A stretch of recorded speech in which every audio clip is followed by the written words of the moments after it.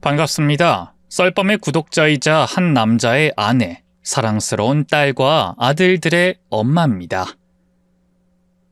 저는 저희 엄마 덕분에 재밌고 무섭고 소름 끼치는 일을 여러 번 거쳤습니다. 그 사연을 풀어볼 테니 즐거운 마음으로 들어주세요. 저희 아빠는 제가 5살 무렵에 암으로 돌아가셨어요. 그때 기도를 열심히 하면 아빠가 살아 돌아오실 줄 알았는데 엄마가 그게 아니라는 걸 한 번에 깨닫게 말씀해 주셨답니다. 네 아빠는 절대로 돌아올 수 없어. 네가 어떤 기도를 하든 절대 아빠는 오시지 않아. 엄마, 다신 아빠 못 보는 거야? 난 아빠가 너무 보고 싶어. 안타깝지만 너한테 부모는 나 하나야. 이젠 엄마가 하라는 대로 행동하도록 해. 너 엄마랑 오래오래 살고 싶지? 그럼 네 엄마가 주의하라고 하면 귀담아 듣고 똑바로 정신 차리고 행동해야 해. 네 아빠가 엄마 말 안 듣고 술 그렇게 마시다가 암에 걸린 거야. 엄마 말 들었더라면 지금쯤 내 앞에서 웃고 있겠지. 하지만 엄마 말 듣지 않고 술 자주 마셔서 그렇게 된 거야. 혜승이, 너 엄마 말 잘 들어야 오래오래 살 수 있다. 알아듣겠니? 어린 저에게 엄마가 하시는 말씀은 많이 무섭게 들렸어요. 왜 위로를 안 해주시고 그렇게 말씀하셨는진 좀 자란 뒤에 알게 되었습니다. 중학교 때 친구를 집에 데려갔는데 아무렇지 않게 간식도 주시고 잘 놀게 해주신 엄마는 친구가 돌아가자 바로 표정을 일그러뜨리며 말씀하셨어요. 혜승아, 기운이 좋지 않아. 저 친구 말이야, 느낌이 굉장히 쎄한데? 같은 반 친구고 엄청 착한 애야. 아니, 음흉한 속이 다 보여. 쟤랑 어울리지 마라. 엄마, 또 무슨 기운을 받았다고 그러는 거야. 그만 좀 해. 사실 엄마는 어렸을 때부터 뭔가를 보고 맞추는 분이셨어요. 동네에서 무당이 돼야 하는 몸이라고 했었는데 엄마는 평범한 삶을 선택하고 점집 근처는 얼씬도 하지 않으셨습니다. 아무튼 자주 어떠한 기운을 느끼고 경고의 말씀을 하셨습니다. 집에 데리고 온 친구를 잘 몰랐는데 며칠 뒤 학교 골목에서 후배들의 돈을 뺏는 걸 목격하게 되었어요. 제가 알던 친구가 그런 짓을 하는 걸 보고 너무 놀라 얼른 뛰어가 뭐 하는 짓이냐고 화를 냈습니다. 그 친구는 저에게 같이 돈을 빼앗자고 꼬시는 말만 했고 자기 잘못을 인정하거나 고칠 생각이 없어 보였습니다. 그래서 다시는 그 친구와 어울리지 않았고 학교 선생님께 돈을 빼앗는 걸 봤다고 일러서 처벌받게 했답니다. 저는 엄마의 촉이 맞아떨어진 걸 보고 매우 신기해했습니다. 엄마, 지난번에 집에 왔던 친구 정학당했어. 후배들 돈 빼앗는 걸 내가 일러 바쳤거든. 거 봐라, 엄마가 어울리지 말랬지. 선생님께 일렀다니 아주 잘했다. 엄마, 진짜 뭐가 보여서 그런 걸 맞추는 거야? 보일 때도 있는데 이번엔 그냥 느껴지는 걸 말한 거야. 이 엄만 남들이 느끼지 못하는 음산한 기운이나 의심연스러운 느낌이 들 때가 있어. 네 친구가 딱 그랬고. 아무튼 다시는 그 친구와는 절대로 어울리지 마라. 겉만 봐서 사람을 알 수 없는 법이니 어울리는 친구들을 항상 이 엄마한테 데리고 와. 친구를 가려가며 사귀는 건 올바른 것은 아니었지만 엄마가 위험하고 잘못된 행동을 하는 친구들을 귀신같이 잡아내니 친해진 친구가 있으면 항상 집으로 데려갔습니다.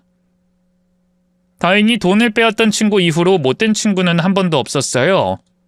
또 저에게 어떤 위험한 일이 생길 것 같으면 학교에 가지 말라고 하시기도 했습니다.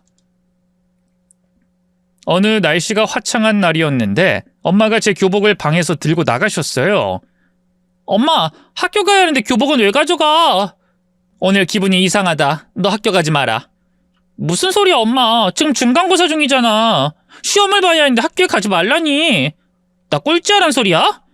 차라리 꼴찌가 낫지. 네가 다쳐서 세상을 떠나는 건 볼 수 없다. 무섭게 왜 그래? 내가 사고가 난다고? 네 등 뒤로 늙은 여자가 보인다.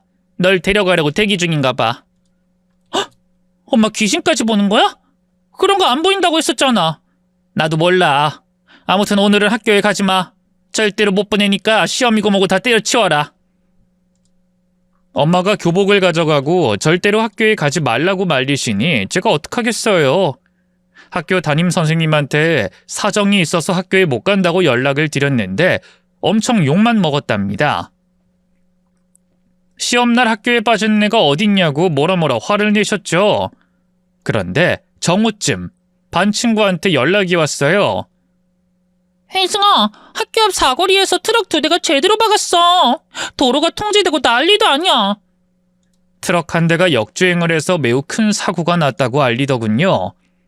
엄마를 보았더니 제가 그 트럭 사고의 피해자가 될 수 있었다며 떨리는 목소리로 말씀하셨습니다. 엄마, 진짜 그걸 본 거야? 내가 사고 나는 순간에? 또렷하진 않지만 흐릿하게 네가 세상 떠나는 장면을 봤다. 이제 엄마 말 믿겠니? 믿어. 엄마 고마워. 이 험난한 세상 살아가려면 항상 조심해야 해. 엄마가 아무 말도 안 해도 항상 조심해라. 저는 사람도 조심하고 길 건널 때도 두 눈을 부릅뜨고 조심히 건너다녔어요. 엄마의 말씀이면 무조건적으로 믿고 행동했답니다. 고등학교 때까지 무탈하게 지냈고 수능을 보고 서울에 있는 대학에 합격했어요. 하는 수 없이 엄마와 따로 살아야 했답니다. 엄마가 제가 살 자취방을 직접 구해주셨는데 좀 낡은 방이었어요. 비슷한 월세에 더 좋은 곳이 있었지만 엄마가 정한 방이 가장 안전하다고 해서 낡은 방에서 지내게 되었답니다. 혜승이, 너 집에 사람 들이지 마라. 술 취한 친구 자취방에서 재워주거나 남자친구 들이지 마. 이 집의 기운은 오로지 네가 다 받아야 해. 괜히 다른 사람에게 좋은 기운 빼앗기기 싫으면 내가 시키는 대로 해라. 알겠어. 새로 사귈 친구들은 밖에서 보고 남자는 안 사귀면 그만이잖아. 너 남자 안 사귈 자신 있냐? 대학 가선 다들 연애에 푹 빠지는 게 보통 일이라 걱정이다. 난 공부만 할 거야. 공부하려고 서울 온 거지 다른 거 하려고 온 거 아니라고. 그렇게 엄마를 안심시키고 돌려보내고 혼자만의 생활을 시작했습니다. 학교 입학하면서 여자애들과 급속도로 친해졌고 남학생들과는 많은 대화를 나누면서 좋은 사이로 지냈어요. 그런데 제 계획과 달리 남자친구가 생겨버렸습니다. 제 마음을 컨트롤할 수가 없어 절 좋아해주는 남자친구를 거부할 수 없었어요. 그래서 엄마한테 비밀로 하고 연애를 시작했습니다. 학교에서 같이 공부하면서 데이트를 했는데 어느 날 제 자취방까지 오게 되었습니다. 남자친구가 분위기를 잡는 순간 엄마한테 전화가 걸려왔어요. 엄마, 무슨 일이야? 네 옆에 하이에나 한 마리가 보인다. 그놈 가까이 하지 마라. 아무 여자한테나 껄떡대는 그런 놈이야. 그래서 내 눈에 하이에나로 비친 거라고. 뭐? 내 옆에 누가 있는 게 보인다고? 아니면 그냥 느껴진 거야? 너 남자 자취방이 들인 거지? 내가 안 된다고 그렇게 일렀거늘. 당장 그놈 내보내. 그리고 집 앞에 소금 뿌려라. 소스라치게 놀란 저는 남자친구에게 미안하다고 말하며 나중에 다시 자취방으로 초대하겠다고 했어요. 그러자 남친은 무서운 모습으로 바뀌었습니다. 야, 장난하냐? 여기까지 와서 그냥 집에 가라고? 우리 하려던 거 계속 해야지. 1시간이면 되니까 가만히 있어. 아, 저리 가. 이 하이에나 같은 놈아. 저리 가라고. 사람 살려. 누가 좀 도와주세요. 제가 목이 터져라 소리를 질렀더니 남자친구가 맨발로 도망가 버렸답니다. 얼른 엄마가 시킨 대로 소금을 집 앞에 뿌려놓고 이불 속으로 들어가 심호흡을 하며 아무것도 안 하고 가만히 누워 있었습니다. 다행히 남자친구는 돌아오지 않았고 아무런 일도 벌어지지 않았어요. 얼마 뒤에 알게 되었는데 제 남자친구는 양다리, 아니 오징어 다리 마냥 이 여자 저 여자랑 다 사귀고 있었답니다. 그런 바람둥이에게 아무것도 모르고 훅 하고 넘어가 버린 제가 한심스럽기만 했죠. 아무튼 그 일 덕분에 대학교 졸업할 때까지 연애는커녕 남학생들과는 말도 섞지 않았습니다. 우수한 성적으로 대학을 졸업하고 나서 이력서를 여러 곳에 내 2곳의 회사에서 합격 문자가 날라왔답니다. 엄마가 서울에 올라오셔서 며칠 같이 지내고 있어 어느 회사가 좋은지 여쭤봤습니다. 여긴 상사들이 다들 늑대 천지구만. 연봉이 아무리 줘도 여긴 가지 마라. 인생 망친다. 그래, 두 번째 회사 여길 들어가. 여우들이 있긴 하지만 너의 기운을 이기지 못할 거다. 엄마 또 뭐가 보인 거야? 와, 신기하다. 알겠어. 엄마 말씀대로 두 번째 회사로 들어갈게. 엄마 말씀 듣고 안 되는 일이 없으니 그렇게 해야지. 그래, 회사 생활 열심히 해. 그리고 이 회사에 네 인연 없으니까 남자는 만나지 마라. 다른 곳에서 네 인연이 올 거야. 아휴, 남자 한번 사귀기 힘드네. 나한테 남자가 오긴 오는 거지? 엄마의 말씀을 다 듣고 실행하긴 하겠지만 도대체 제대로 된 남자는 언제쯤 오는지 궁금하기만 했습니다. 회사에 입사해 생활해보니 정신적인 스트레스를 받는 일이 적었어요. 이것 또한 엄마의 말씀을 듣고 선택해서 그런 거라 믿고 감사한 마음을 여러 번 전했습니다. 엄마 덕분에 회사 생활 재밌게 하고 있어.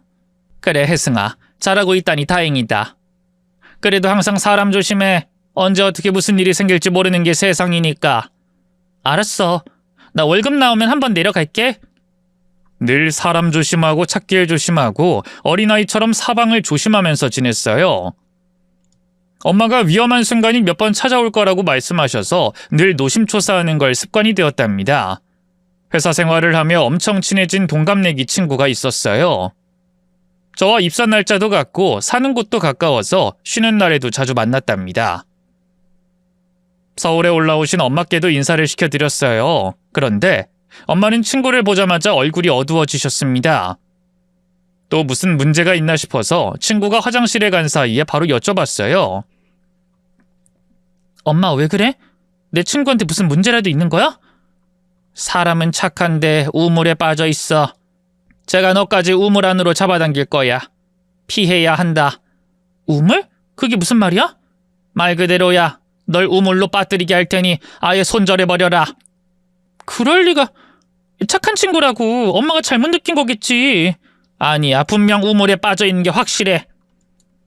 엄마는 그 친구와 멀리하라고 했지만 절대로 나쁜 애가 아니어서 피하거나 멀리하지 않았어요. 엄마의 당부를 처음으로 거절했던 거죠. 전화로 그 친구와 어울리지 말라고 하셔서 알겠다고 대답만 했고 이전과 똑같이 친구와 잘 지냈답니다. 그런데 어느 날 친구가 좋은 곳에 데려가겠다며 절 어느 빌딩의 사무실로 데려갔어요. 무슨 사업 설명회라고 하면서 팀장이라는 사람이 제품 설명과 사업 노하우를 전하더라고요. 그때 딱 느껴졌습니다. 친구가 저를 다단계 사무실로 데려왔다는 것을요. 미진아, 너 다단계 아니? 설마 여기에 투자하거나 그런 거 아니지? 해서 투자했어. 이거 잘만 하면 돈 꽤나 벌 수 있어. 회사 생활 안 해도 된다고. 너 가입하면 나한테 이윤 떨어지거든. 너도 나중에 지인 데리고 와서 가입시키고 물건만 잘 팔면 엄청 큰 돈을 벌 수가 있어. 아휴, 이제야 알겠네. 우물에 빠졌다는 소리와 날 우물에 빠지게 한다는 뜻을. 뭐라고? 혜승아, 지금 뭐라는 거야? 저는 귀는 얇지 않아서 누가 뭘 하라고 꼬셔도 쉽게 넘어가지 않았습니다. 친구에게 지금 뭐하고 있는 건지 확실하게 전달했습니다. 정신 차려, 미진아. 여긴 다단계 사무실이고 넌 사기당한 거라고.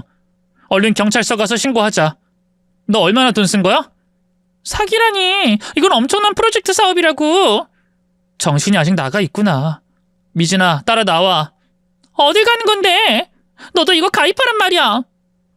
친구를 끌고 나가 정신이 번쩍 들게 따귀를 한 대 날려줬습니다. 지금 뭐 하는 거야? 날 때린 거야? 미진아, 너 다단계에 묶인 거야. 여기서 빠져나오지 못하면 네 남은 인생 빚만 갚으면서 살아야 해. 어서 정신 좀 차려. 다시 따귀를 연신 날려줬고 친구 부모님께 연락을 드렸어요. 다단계에 빠진 걸 알려드리자 바로 친구 집으로 들어가서 패대기를 해주셨답니다. 친구 미진이는 먼지나게 맞고 나서야 정신을 차리고 큰 손해를 보고 다단계에서 빠져나왔어요. 이후 정신 차린 미진이는 회사 생활을 하다 곧 지방으로 시집을 간다며 떠났답니다. 그리고 제 곁을 지나간 남자친구는 총 3명이었는데 끝까지 인연이 될 사람은 없었습니다. 엄마가 나쁜 기운이 느껴진다며 하도 헤어지라고 해서 이별했답니다. 30 초반에 회사 사람 소개로 소개팅을 했는데 외모도 제 스타일이고 느낌도 좋아서 몇 달 알아보는 단계를 가지다가 연인 사이로 발전했습니다. 그런데 엄마가 어떻게 알았는지 전화로 늑대 한 마리가 보인다고 하셨습니다. 혜승아, 너 새로 남자 사귀냐? 아니, 남자 안 사겨. 그래? 너 남자 조심해라. 엄마한테 느낌이 왔거든. 엄마의 신기대로 연애를 하려면 평생 남자를 못 만날 것 같아서 그냥 비밀로 하고 연애를 했답니다. 그와 저는 여느 연인처럼 매우 큰 사랑으로 발전했어요. 서로에게 없으면 안 될 존재였죠. 그런데 어느 날 엄마가 서울로 올라오셨고 절 보더니 큰일이 날 것 같다면서 심각하게 말씀하셨어요. 혜승아, 너한테 뭔가 보여. 혹시 너 남자 만나니? 아니, 왜? 네 뒤에 어느 억센 여자가 보여. 널 잡아먹으려고 하는 것 같아. 이 여자가 누군지 도통 모르겠어. 저는 엄마의 말씀을 한기로 흘렸습니다. 또 연애한다고 하면 그 남자를 불러다 놓고 헤어져라 말라 하실 게 뻔하니 아무 말도 하지 않았습니다. 그런데 남자친구와 사귀는 도중 어떤 여자가 나타났어요. 저는 누구인지 모르는데 남자친구는 식은땀을 흘리더군요. 여자는 곧장 남자친구의 뺨따기를 연타로 날렸답니다. 이봐요, 왜 그러세요? 당신 누구예요? 제 물음에 여자가 답했습니다. 이놈의 아들을 낳은 여자요. 내가 애를 무조건 낳겠다고 했더니 애 낳으면 결혼하자고 해놓고 날 버렸어요. 나더러 애를 혼자 알아서 키우라고 하더니 지는 여자랑 버젓이 연애하고 있었다고요. 네? 제 남친의 애를 낳았다고요? 그럼 양다리? 따지고 보면 그렇죠. 이 자식이 어떤 놈인지 알았으면 그쪽도 마음 정리하세요. 아주 나쁜 놈이라고요. 난 이 자식 고소할 거예요. 양육비라도 반드시 받아내고 말 거라고요. 진짜 기가 막힌 순간이네. 여자 임신시킨 상태에서 나를 사귄 거야? 야, 네 주둥이로 말해봐. 너 원래 이런 개자식이었냐? 남자친구는 애기 엄마한테 돼지게 맞으면서 대답을 했어요. 에이, 난 이 여자가 진짜로 애를 낳을 줄 몰랐어. 그리고 이 여자 정리하고 나서 자기를 만난 거야. 네 애인이 임신한 걸 알면서 날 만났다는 거잖아. 우리 엄마 말이 딱 맞았네. 억센 여자가 누군지 이제야 알겠어. 너 오늘 나랑 이 여자 손에 작살날 줄 알아. 같이 패줍시다. 같이요. 전 여친과 저는 남친을 먼지나도록 패줬습니다. 그리고 전 여친은 아이 양육비 20년치를 당장 주지 않으면 남친 회사에 알리고 앞길을 막아버리겠다고 했더니 바로 대출을 받아서 양육비를 줬답니다. 여자는 그렇게 떠났고 남친 놈은 직장 생활을 하다 소문이 뜨는 바람에 회사에서 잘렸다네요. 품위를 지키지 못하고 명예를 실추했다는 이유로 대기업에서 잘렸답니다. 제가 엄마 말씀을 들어야 했는데 무시했더니 이런 사달이 나고 말았네요. 다음 남자친구를 사귀게 되었는데 이번에도 엄마한테 말씀을 드리지 않았어요. 전남친 일이 있고 나서 당연히 엄마한테 봐달라고 해야 맞는 것 같지만 일일이 엄마 허락받고 만나는 것보다 제가 끌리는 대로 움직이고 싶어서 비밀로 하고 연애를 시작했습니다. 일단 전남친보다 더한 놈을 만날 일이 없다고 생각했으니까요. 그리고 새로 만난 남자는 전남친 같은 그런 사악한 남자도 아니고 엄청 착한 사람이어서 굳이 엄마한테 보여주고 허락받을 필요를 느끼지 못했답니다. 얼마 뒤에 제 집에 오신 엄마가 방 안에서 숨을 크게 들이쉬더니 남자의 향기가 난다고 하셨습니다. 정말 귀신같이 잘도 알아내셨답니다. 혜승이 너 남자 사귀는구나. 이번에는 왜 인사 안 시켰냐? 내가 봐줘야 하는데 왜 말도 없이 연애 시작한 거야? 엄마, 지난 남친들도 다 기혼이 좋다고 했는데 다들 헤어졌잖아. 그냥 연애는 내가 알아서 할게. 어허, 그나마 내가 나쁜 놈들 걸러줘서 네가 큰 상처 받지 않은 거야. 요즘 세상이 얼마나 무서운지 모르니? 넌 뉴스 안 봐? 엄마, 그런 인간은 극소수야. 그리고 나도 사람 볼 줄 알아. 엄마 닮아서 사람을 잘 보고 만난다고. 긴 말 필요 없고 당장 네 애인 불러라. 엄마가 보고 판단해 줄 테니까. 엄마는 자취방에서 며칠 지내겠다고 올라오셨기 때문에 시간이 안 된다고 핑계를 대지 못했습니다. 며칠 뒤 주말에 남자친구를 집으로 데려갔습니다. 엄마는 남친의 얼굴을 보자마자 빙그레 미소를 지었습니다. 느낌 좋네. 내가 본 사내 중 최고의 좋은 기운이야. 어머님, 처음 뵙겠습니다. 그래, 반가워. 근데 모친이 많이 아프시다가 돌아가셨나? 네? 어떻게 아셨어요? 저희 어머니는 위암으로 돌아가셨어요. 자네 등 뒤로 시커먼 암덩어리가 보여. 근데 그 암은 자네한테 들어오지 못하네. 전에 술, 담배 안 한다고 했지. 그럼 계속 몸 관리 철저하게 하게. 그렇다면 평생 건강할 것이고 무탈하게 잘 살 거야. 엄마가 처음부터 너무 무당처럼 말씀하셔서 제가 말렸어요. 아이, 엄마 처음부터 왜 그래? 오빠가 괜히 무당이라고 오해하겠어. 오빠, 우리 엄마 무당 아니야. 그냥 촉이 좋은 분이야. 엄마는 가만히 있으라며 계속해서 남친의 얼굴을 뚫어져라 보더니 박수를 2번 쳤습니다. 느낌 좋고 장수할 것이고 내 딸 속썩이는 짓도 안 하겠구만. 아, 물론 살면서 위기가 있지만 잘 극복하면 되지. 자네 합격이야. 아주 좋은 기운을 가졌어. 네? 감사합니다. 그럼 저 혜승이랑 결혼도 해도 된다는 말씀이죠? 그래. 이만한 남자를 다시 만나는 건 어려우니 내 사위로 안성맞춤이야. 둘이 천생연분이니 결혼해. 감사합니다, 어머님. 저 진짜 잘하겠습니다. 사귄 지 2달밖에 되지 않았는데 남친의 인사를 받자마자 엄마가 사윗감이라며 결혼 승낙까지 하셨습니다. 사계절을 2번 보내고 나서야 저도 마음이 확실히 서서 남자친구와 결혼하기로 했어요. 엄마는 그만한 인연을 다시 만나기 어려우니 무조건 잡아서 쟁취하라고 하셨습니다. 상견례부터 결혼식까지 단 한 번도 다툼이나 갈등 없이 속전속결로 진행되었어요. 시아버지는 제가 마냥 예쁘다며 잘해주셨고 아낌없이 베풀어 주셨습니다. 엄마 말씀으로 시아버지가 저에게 아버지 이상으로 많은 사랑을 주실 거라며 앞으로 효도하면서 살라고 조언해 주셨네요. 또 시누이도 한 명 있었는데 착하고 온순해서 저와 어떠한 문제도 없을 거라 하셨습니다. 신혼 1년 차는 정말 세상을 다 가진 기분으로 행복하게 살았습니다. 그런데 2년 차부터는 엄마의 말씀과 달리 천생연분이 아니라 천생불합이었답니다. 똑같이 맞벌이를 하는데 살림은 저 혼자 떠안아서 늘 불만이었어요. 그이는 지저분한 게 엄청난 단점이었습니다. 여보, 당신은 어지르는 사람 따로 있고 치우는 사람 따로 있는 줄 알아? 왜 이렇게 지저분한 거야? 아니, 나중에 한꺼번에 치우면 되지. 왜 이렇게 뭐라 그래? 내가 치울 테니까 가만히 있어. 맨날 말로만 하고 당신이 직접 치운 게 몇 번이나 돼?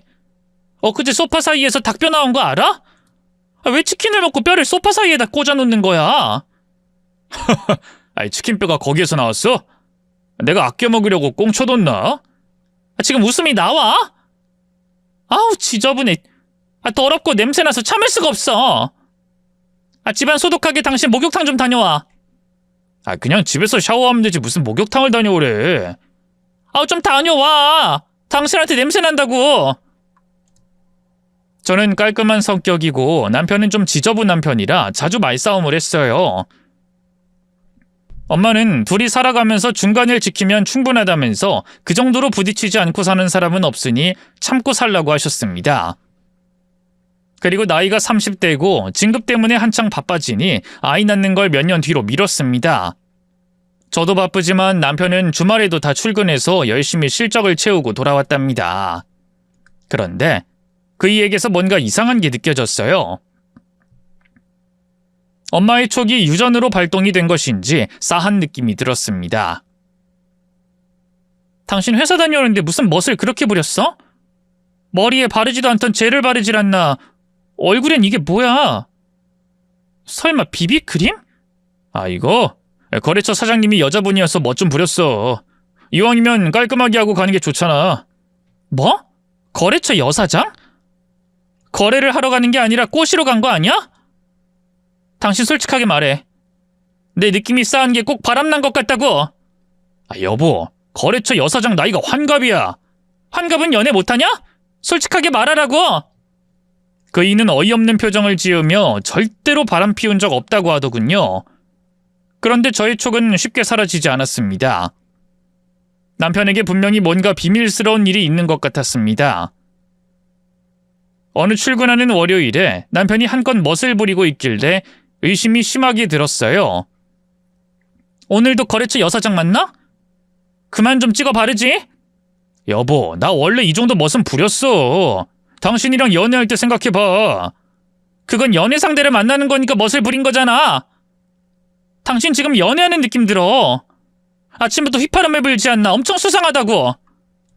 거래가 잘 돼서 신나서 그런 거야. 여보, 내가 일 말고 다른 취미도 안 하고 바로바로 집에 오는데 왜 시비를 걸어? 난 털어서 먼지 하나 안 나오는 엘리트 남편이라고. 엘리트 같은 소리 하네. 집에서 어지르기만 하고 아무것도 손 안 대잖아. 또 시작이다. 바람 피우냐고 의심하더니 이절은 살림 안 도와준다고 잔소리야? 여보, 당신 그날이야? 왜 이렇게 신경질적이지? 뭐야, 그날? 이 화상아, 여자한테 그런 말은 실례인 거 몰라? 이 인간이 갈수록 이상하게 변하네. 알았어, 미안해. 나 출근하니까 그만하고 당신도 출근이나 해. 이따 저녁에 봐. 그이가 새 구두까지 신고 나가는 걸 보니 진짜 뭔가 있는 느낌이 들었어요. 저는 홧김에 월차를 내겠다고 전화를 했고 남편 뒤를 밟아봤습니다. 회사에 들어간 남편은 30분 만에 외근을 나왔더라고요. 거래처 여사장을 만나는 건지 다른 여자를 만나는 건지 신이 나서 휘파람을 불면서 움직였습니다. 뒤를 밟아서 남편이 여사장을 만나는 걸 봤는데 바람 상대라고 하기엔 너무 늙었더라고요. 하지만 사람 일은 모르는 것이니 자세히 살펴봤습니다. 서류 정리와 사인을 하고 자리에서 일어나는 걸 보고 그제야 안도의 한숨을 내셨습니다. 그리고 남편은 다른 곳으로 이동했는데 카페로 들어가더군요. 저도 따라 들어갔죠. 곧 남편이 젊고 예쁜 아가씨와 다정하게 껴안고 인사 나누는 걸 봤습니다. 오빠 오랜만이네. 장가 가더니 뽀샤시 해줬다? 너 만난다고 멋부리고 왔지. 이야, 우리 애기 정말 예쁘다. 저는 두 사람의 대화를 듣고 곧장 달려가서 남편의 멱살을 잡았습니다. 여보, 여긴 어쩐 일이야? 멱살은 왜 잡는 거야? 몰라서 묻냐, 이 자식아? 바람 피우다 딱 걸렸는데 발 빼마려고? 너 오늘 내 손에 돼지일 줄 알아? 멱살을 잡은 채로 주먹으로 남편 볼따기를 날렸습니다. 퍽 소리가 나자 카페 안의 사람들이 집중했어요. 전 이어서 상간녀를 조지려고 몸을 돌렸습니다. 그런데 상간녀의 얼굴을 자세히 보니 제가 아는 얼굴이었어요. 새언니, 왜 이러세요? 오빠를 왜 때리셨어요? 아가씨?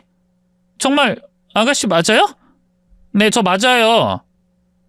아니, 새언니, 몇 달 만에 보는 건데 이런 충격적인 짓을 왜 하시는 거예요?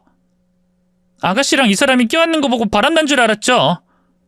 근데 남매끼리 왜 껴안고 난리예요? 그리고 우리 애기라니, 그게 남매끼리 할 호칭이에요? 저는 잘못했음에도 도리어 큰 소리를 쳤습니다. 아니, 새언니, 저랑 오빠가 나이 차이가 많이 나고 늘 이렇게 인사로 포옹하고 그러잖아요. 오빠가 절 애기라고 평생 불러왔으니 그렇게 부른 거고요. 새언니도 다 알면서 왜 그래요? 다 들어보니 모두 맞는 말이었습니다. 제가 큰 실수를 했으니 얼른 사과했습니다. 내가 미쳤나 보네. 아가씨 미안해요. 여보 미안. 남편은 볼을 비비며 일어나 저를 쏘아보며 말했습니다. 요즘 나더러 바람 피우는 거냐고 의심하더니 결국엔 미행까지 한 거냐? 그래서 내 여동생을 잠깐 만나서 포옹 좀 했는데 우릴 바람으로 보고 주먹 날린 거야? 진짜 기가 막힌 상황이네. 사람들 보기 창피하다. 그만 나가자. 저는 고개를 숙인 채 남편과 시누이의 등 뒤에 숨어서 카페에서 나왔습니다. 시누이는 기분 상한 채로 돌아갔고 남편은 회사에 다시 들어간다며 미행할 거면 계속 해보라고 하더군요. 미안해, 내가 잘못 짚었어. 느낌이 와서 당신이 바람 피우는 줄 알았어. 장모님이 촉이 있다고 당신까지 그런 게 있다는 거야? 제발 그 이상한 촉 좀 믿지 말고 남편을 좀 믿어봐라. 알았어, 반성할게. 오늘 일 정말 미안해. 어서 사무실 들어가 봐. 그리곤 저는 집으로 돌아와 스스로에게 벌을 주려고 집안을 깨끗하게 청소하고 옷장 정리, 주방 청소, 저녁에 남편에게 줄 음식을 엄청 정성스럽게 만들었습니다. 그이는 볼이 퉁퉁 부은 얼굴로 집에 돌아왔고 저는 죄인의 마음으로 고개를 숙이며 주방으로 오라고 했습니다. 여보, 저녁 준비했어. 손 씻고 와. 밥이 들어갈지 모르겠다. 턱주거리가 너무 아파서 입이 벌어지지가 않아. 미안해. 다신 그러지 않을 테니까 어서 밥 먹자. 남편은 식사를 하면서 한숨을 쉬고 화를 풀 테니 또 그런 짓을 하면 진짜 화를 내고 가만두지 않겠다고 으름장을 놨습니다. 이후 남편은 열심히 일한 덕에 과장 진급에 성공했고 매일 아침마다 휘파람을 불면서 즐겁게 출근 준비를 했어요. 당신 요즘 뭐가 그렇게 즐거워? 뭐긴 진급도 했고 연봉도 올랐으니까 즐겁지. 여보, 우리 이제 이세 준비할까? 오늘 밤 뜨거운 밤 예약이요. 뜨거운 밤? 당신 진짜 바람 피우는 거 아니야? 바람 나면 남편들이 마누라한테 잘한다는데 당신 바람 숨기려고 괜히 나한테 잘하려는 거 아니야? 이 마누라가 또 이러네. 내가 어떻게 해줘야 믿을 거야? 아예 당신 회사 때려치우고 24시간 날 쫓아다닐래? 그리고 우리가 금슬 좋은 게 하루 이틀이야? 싸우고 다퉈도 밤만 되면 풀리는 거 당신도 알잖아. 그렇긴 하지. 근데 요즘은 당신이 더더욱 나한테 잘해주니까. 잘해줘도 뭐라 하네. 아주 배가 불렀어. 여보, 쓸데없는 상상 그만하고 회사나 잘 다녀와. 나 먼저 나갈게. 그이는 저에게 매우 잘해줬습니다. 결혼 1년차 때보다 2년차에 더욱더 예뻐해주고 사랑해줬죠. 괜히 남편을 의심하는 것 같아 제 머리를 스스로 때리며 정신 차리자고 수십 번을 되뇌었답니다. 그런데 남편과 매우 뜨거운 시간을 보내고 잠이 들었는데 그이가 전화를 받으러 베란다까지 나가더라고요. 소리가 들리지 않았지만 뭔가 심각한 것 같았습니다. 진짜 의심을 안 하려고 했는데 의심되는 행동을 하니 미쳐버리겠더라고요. 비밀스러운 전화를 몇 번이나 하는 걸 보고 의심이 깊어졌는데 퇴근하고 아파트 단지에 들어서자 그이가 통화하는 모습을 보았어요. 얼른 가까이 가서 엿들었습니다. 이러지 마. 나 아내가 있는 몸인 거 알잖아. 제발 그만해라. 뭐? 우리 집에 찾아오겠다고? 너 미쳤냐? 나 우리 집사람이나 오래오래 살고 싶거든? 내가 그만하자고 분명히 말했다. 질척대지 말라고! 분명히 여자와 통화한 것 같았습니다. 남편은 제가 뒤에 서 있는 걸 보고 화들짝 놀라더군요. 깜짝이야! 여보, 거기 서서 뭐해? 놀랬잖아. 왜 놀라? 뭐 잘못한 거 있어? 지금 통화 누구랑 한 거야? 친구 재민이. 당신도 알지? 결혼식 때 사회 봐준 친구 놈. 그 친구랑 무슨 심각한 통화를 했길래 표정이 굳어진 거야? 아니면 재민이라는 친구가 아니라 여자 아니야? 도대체 왜 그래? 아니야, 아니라고. 난 하늘을 우러러 한 점 부끄러움도 없다고. 당신 수상해. 아주 많이 수상하다고. 뭐 하나 걸리면 진짜 생지옥을 맛보게 될 거야. 알았어? 이미 의심되는 통화를 엿듣고 확신이 섰습니다. 핸드폰 검사를 하는 유치한 방법은 쓰지 않고 엄마를 모셔오기로 했어요. 지금 남편에게 뭐가 느껴지는지 알아봐 달라고 할 생각이었죠. 엄마한테 연락을 했더니 안 그래도 반찬거리랑 감자, 고구마 농사 지은 걸 가져다 주신다고 하시더라고요. 기차역에 마중 나가서 몇 달 만에 엄마를 만났습니다. 엄마! 혜성아, 너 살이 왜 이렇게 빠진 거냐? 뭐 스트레스 받는 일 있어? 그래 보여? 엄마, 아무래도 그이가 무슨 잘못을 하는 것 같아. 꼭 바람난 것 같단 말이야. 그럴 리가. 바람 피울 것 같은 놈이었으면 진작에 내가 반대했지. 근데 엄마가 틀렸을 수도 있잖아. 아무튼 집에 가자. 가서 엄마가 남편 좀 봐줘. 뭐가 느껴지는지 알려줘. 차에 사는 줄 알았더니 사위랑 자주 틀어진 모양이네. 알았다. 가서 보자. 사위가 얼마나 달라졌는지, 이상한 짓을 하는지 자세히 유심히 보고 판단하자고. 엄마를 집에 모셔오고 퇴근한 남편이 놀란 눈으로 들어왔습니다. 장모님, 오신다고 연락하셨어요? 내가 와서 불만인 건가? 무슨 그런 말씀을요. 장모님 오랜만입니다. 절 받으세요. 그이는 큰 절을 올리더니 엄마 앞에 바짝 앉았습니다. 엄마는 그이의 눈동자부터 얼굴, 몸의 긴장 상태, 또 다른 느껴지는 무언가를 살펴봤습니다. 엄마는 그이가 씻으러 갔을 때 저에게 일러줬습니다. 아무것도 안 느껴져. 너희들은 천생연분이 맞아. 100번 1000번 봐도 사위가 바람 피우거나 이상한 짓 한 적이 없는 것 같아. 엄마, 그 촉이 다 끝난 거 아니야? 나이 들고 그 기운 다 빠져나간 거 아니야? 내가 느끼기엔 뭔가 있어. 그리고 수상한 전화 통화하는 것도 들었다고. 뭐랬더라? 아내가 있는 몸이니 그만하라고. 그 여자가 우리 집에 찾아오겠다고도 했다니까? 진짜 내 촉이 다 끝났나? 신기도 나이를 타나? 아니야. 사위 등 뒤로 웃고 있는 애기들만 느껴져. 다른 건 안 보인다고. 헉? 그럼 설마 바람나서 애까지 낳은 거 아니야? 얘가 진짜 아니라니까 그러네. 사위가 바람 피운 거 아니라고 내가 확신한다고 했잖냐. 하지만 엄마의 말씀을 믿을 수가 없었습니다. 이젠 엄마의 신기도 다 된 것 같아 직접 알아내서 남편을 응징해줘야겠다고 판단했답니다. 엄마는 그날 밤 주무시고 다음 날인 토요일에 집에 내려가신다고 했어요. 며칠 더 지내라고 했는데 엄마도 일이 있다면서 안 된다고 하셨죠. 점심 식사를 마치고 집을 나서실 때 뭔가 느껴진 게 있냐고 물었더니 여전히 나쁜 것은 느껴지지 않는다고 하셨어요. 그래서 결국 엄마를 모시고 나왔습니다. 남편은 90도로 인사하고 집에서 일을 한다고 배웅하러 나오지 않았죠. 엄마, 내가 엄마 댁까지 모셔다 드릴게. 그럴 거 없어. 기차역까지만 태워줘도 된다.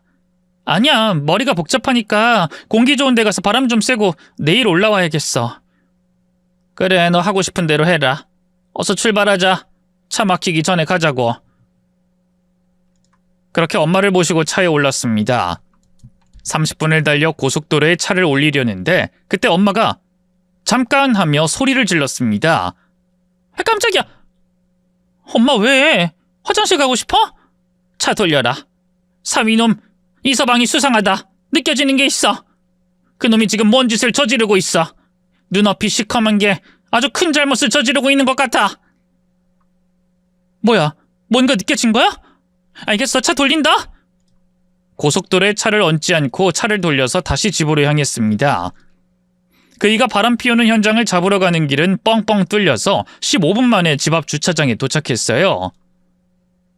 엄마가 얼른 서두르라고 해서 엘리베이터를 후다닥 잡았고 바로 저희 신혼집 층으로 올라갔습니다. 그리고 도어락이 비밀번호를 누르고 현관문을 열자 경악할 장면이 눈앞에서 펼쳐졌어요. 당신 뭐 하는 거야? 엄마랑 내가 나간 사이에 집에서 뭐 하는 짓이냐고! 여보, 왜 다시 왔어? 내가 설명할게. 이게 어떻게 된 일이냐면 엄마는 신발을 벗지도 않고 집 안에 들어가 남편의 머리채를 잡고 따귀를 날렸습니다. 그리고 소파에 앉아있던 저희 결혼식 사회를 봐준 재민 씨의 멱살을 잡았답니다. 너 뭐야? 우리 사위랑 무슨 짓을 저지른 거야? 저기 어머님 죄송합니다. 제가 하도 사정이 급해서 보증 좀 서달라고 했어요. 그렇습니다. 남편이 요즘 수상한 통화를 한 건 외도가 아니라 재민 씨의 보증 부탁 전화였습니다. 아내가 있는 몸이고 제발 그만하라고 했던 통화가 바로 재민 씨의 보증 거절이었던 거예요. 바닥에 보증인의 이름과 도장을 찍은 걸 본 엄마가 바로 찢어버렸습니다. 이놈, 네 놈이 내 사위에게 사기를 치는 거였지? 네 등 뒤에 여러 친구들이 보인다. 너 사기 제대로 치고 해외로 뛸 계획이지? 바른 대로 말해라. 엄마가 재민 씨의 눈을 똑바로 바라보자 겁을 먹고 술술 대답했습니다. 죄송합니다. 그게 그러니까 저는 사업이 망해가고 있어요. 대출을 여기저기 다 끌어서 받아 튀려고 했습니다. 죄송합니다. 이놈, 감히 내 사위와 딸에게 빚을 떠밀고 도망치려 했냐? 가만 안 두겠다.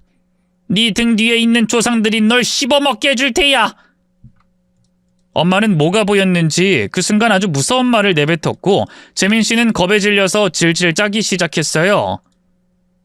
재수씨 어머니가 무당이었어요. 잘못했습니다. 저 그냥 나갈게요. 아무 짓도 안 하고 돌아갈게요. 다른 친구들에게 받은 보증도 싹 다 불태워버려라. 네? 네, 알겠습니다, 어머님. 한 번만 봐주세요. 저도 친구들에게 사기치면서 마음이 편치 않았어요. 다 털어놨구만. 이제 이놈의 사기극은 모두 끝났어. 이서방, 마무린 자네가 하지. 그러자 남편이 재민 씨의 멱살을 잡고 싸대기를 후려갈겼습니다. 나쁜 자식, 친구들 등쳐먹고 해외로 날라버리려고 했단 말이야? 난 너를 절친한 친구로 여기고 마지막 기회를 주려고 보증을 서려고 했는데 나한테 이런 짓을 해? 네가 사람이냐?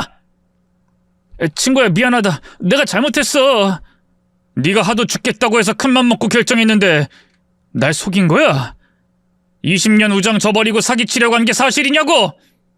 미안하다. 정말 미안해. 너 오늘부로 내 친구 아니야. 날 등쳐먹으려고 했던 사기꾼일 뿐이라고. 너 이 자식, 오늘 제대로 뜨거운 맛 볼 줄 알아! 남편은 재민 씨를 흠씬 두들겨 팼습니다. 한참 혼내주고 나서 신고 같은 건 하지 않고 그냥 쫓아내버렸어요.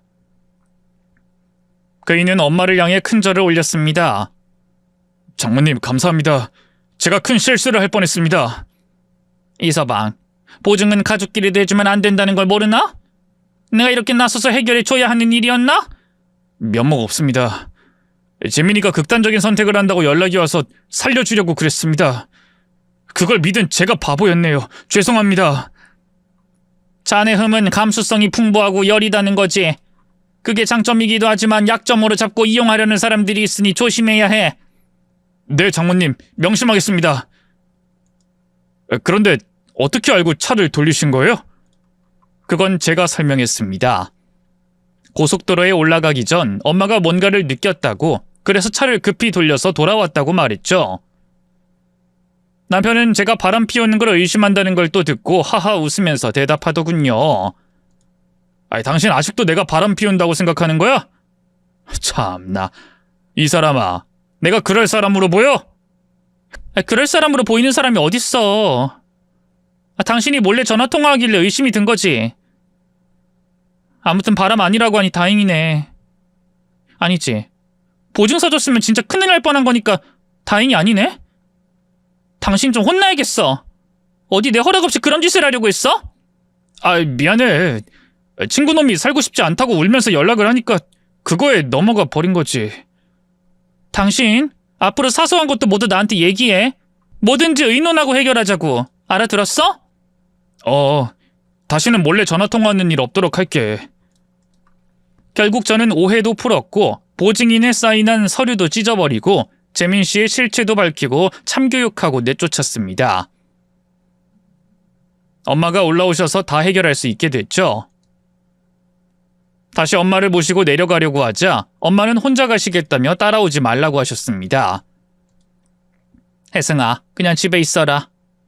오늘 너희 둘 등 뒤에 뭔가 보인다. 아기가 방긋이 웃는 게 보여. 무슨 뜻인지 알지?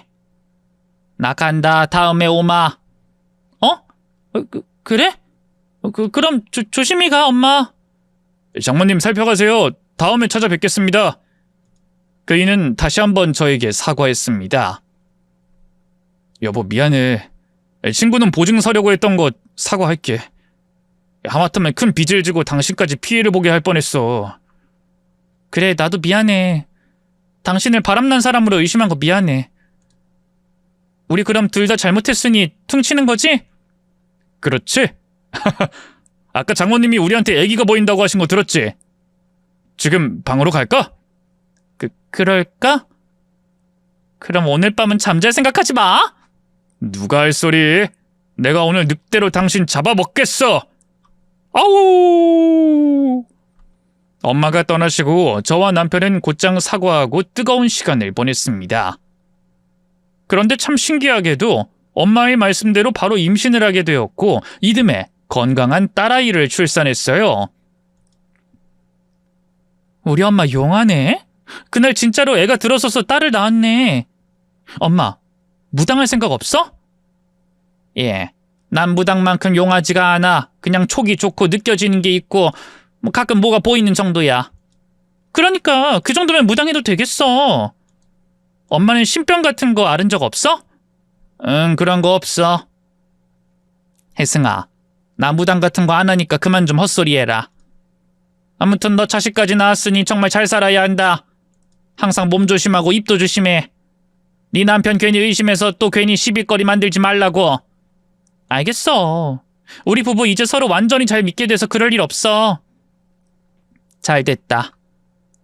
그런데 말이야, 우리 손녀 동생들이 보이는 것 같아.